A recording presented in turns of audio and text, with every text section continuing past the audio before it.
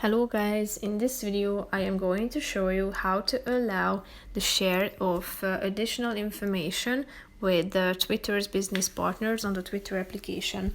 But first I just want to mention, don't forget to subscribe to my channel, because at 10,000 subscribers I am going to show you my whole YouTube revenue statistics and growth strategy, how to make money online. So let's jump into it.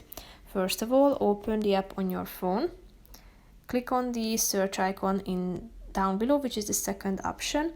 Now tap on the settings button in the upper right corner and click on this arrow icon in the upper left corner.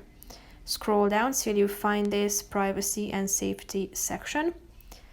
Go to the data sharing and personalization section and tap on data sharing with business partners.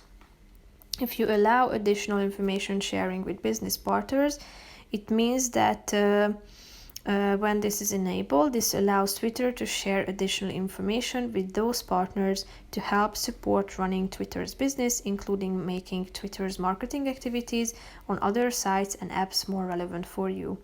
If you want to learn more about this issue, tap on this Learn More button and you will be directed to help.twitter.com, where you can read about the additional information sharing with business partners